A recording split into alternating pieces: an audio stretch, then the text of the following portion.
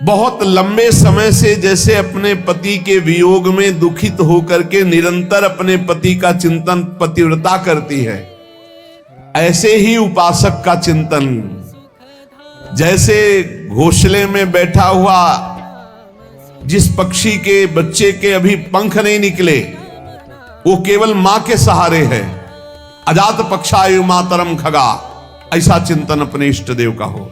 वो केवल मां की बाट जो रहा है। देखो इसमें क्या साधन है। सच्ची शरणागति का स्वरूप ये है, अजात पक्षायु मातरम खगा।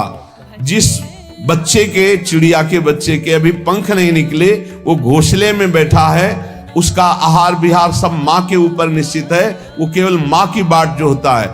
ऐसे शरणागत को केवल भगवदाश्रित, केवल प्रभु की बाट जो होनी चाहिए, प्रिया प्रीतम की। जैसे छोटा बछड़ा जो अभी घास नहीं खाता है, मां का दूध पीता है, और उसकी मां चरने गई, वो हर समय अपनी मां का चिंतन करता है, ऐसे प्रभु का चिंतन करना है। जैसे परदेश गए हुए पति का चिंतन, जैसे छोटा चिड़िया का बच्चा अपनी मां चिड़िया का चिंतन, जैसे छोटा बछड़ा अपनी मां गाय का चिंतन, ऐसे प्रिया प्रीतम का चिंतन करना है।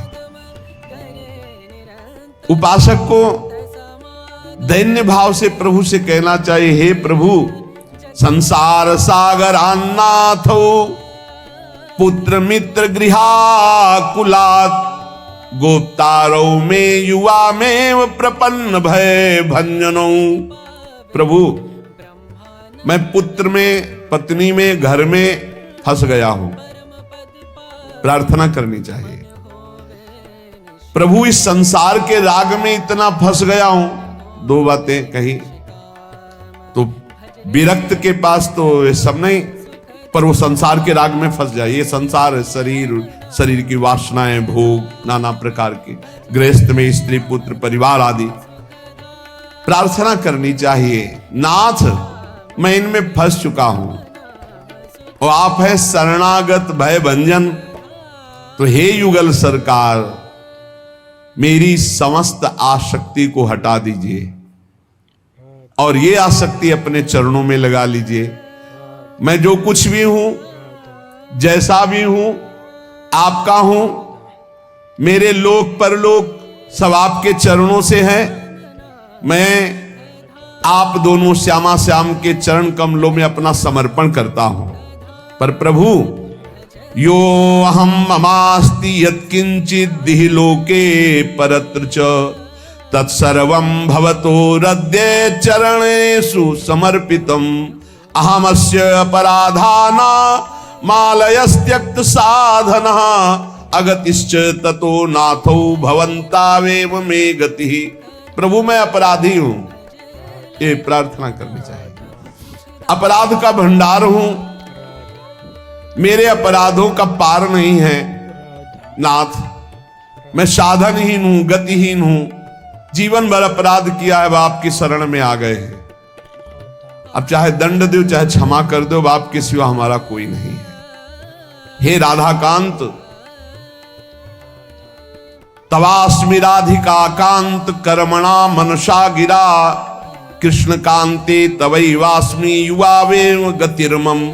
हे राधाकांत, मैं आपकी शरण में हूं, तन से, मन से, वचन से आपको समर्पित हूं। आप मेरी गति हो, आपके चरणों में आ पड़ा।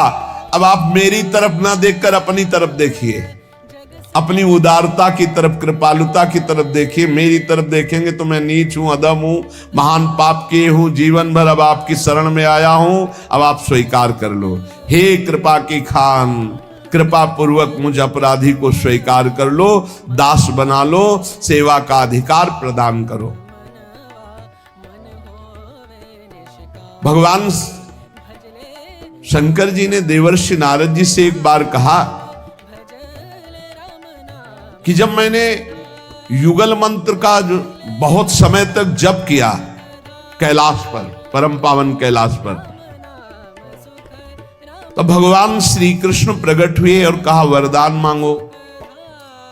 मैंने बारंबार प्रणाम करके कहा प्रभु, सर्वानंदमयी, समस्त आनंदों का आधार, नित्य मूर्तिमान रूप, जिसे निष्क्रिय शांत ब्रह्म कहते हैं परमेश्वर, मैं उसे देखना चाहता हूं, आपके उस स्वरूप को।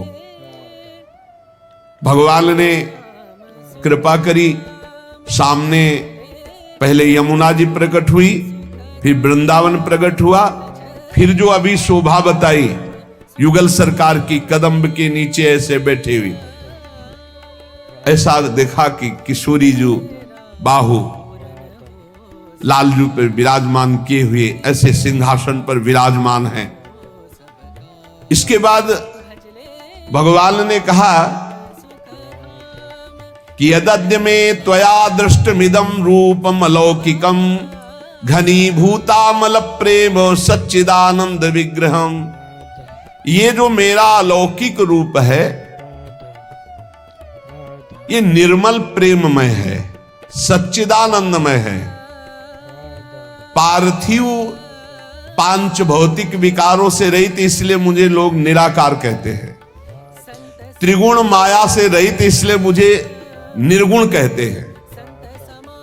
सब जगह में विराजमान हूं, इसलिए मुझे निष्क्रिय कहते हैं।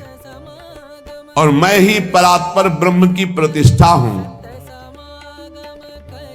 पर मेरे जितने रूप हैं, इस अंश से प्रकट हुए, मैं जिस इस रूप से, प्रिया प्रीतम के रूप से निरंतर वृंदावन में विहार करता रहता हूं। सृष्टि आदि का कार्य ब्रह्मा विष्णु महेश इनके द्वारा होता रहता है।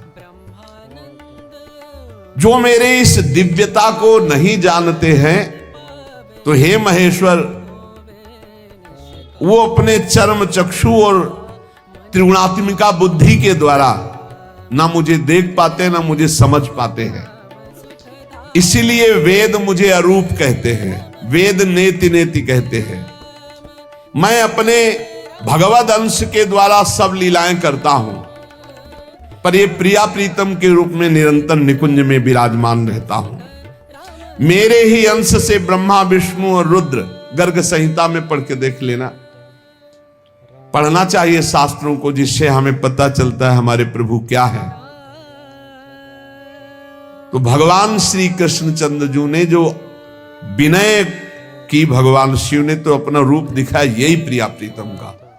तो भगवान शंकर ने ही कृपा करके ये नरसिंह मेहता को रास विलास दिया, यही कृपा करके प्रबोधानंद जी को दिया, यही कृपा करके प्रेमानंद को दिया। ये उन्हीं का कृपा प्रसाद, वही देते हैं। जा पर कृपा न करें पुरारी, सो न पाओ मुनि भगति हमारी। तो उपासक को इस बात पर दृढ़ रहना चाहिए कि हमें जो ये प्रिया प्रीतम की उपासना मिली, ये न जाने किस जन्म में किन किन की साधना की, उसके फलस्वरूप मिली। वो कोई साधारण उपासना नहीं है। जिसे बहुत ध्यान देने के बाद इस प्रेम रस की प्राप्ति करनी है, उस संप्रदायवाद के झगड़े में भी ना फंसे। संप्रदायवाद के बड़े झगड़े होते हैं, इसमें ना फंसे। किसी की निंदा नहीं, सब भगवान के स्वरूप सत्य हैं, सब महान हैं। जो जहां उपासना करते हैं, मेरे लिए जो मेरे गुरुदेव ने दिया, बस श्यामा श्याम उनका नाम, उनकी उपासना, बस हमसे इतने से मतलब है।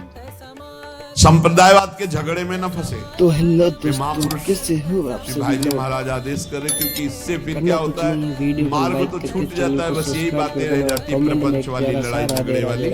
संप्रदाय का मतलब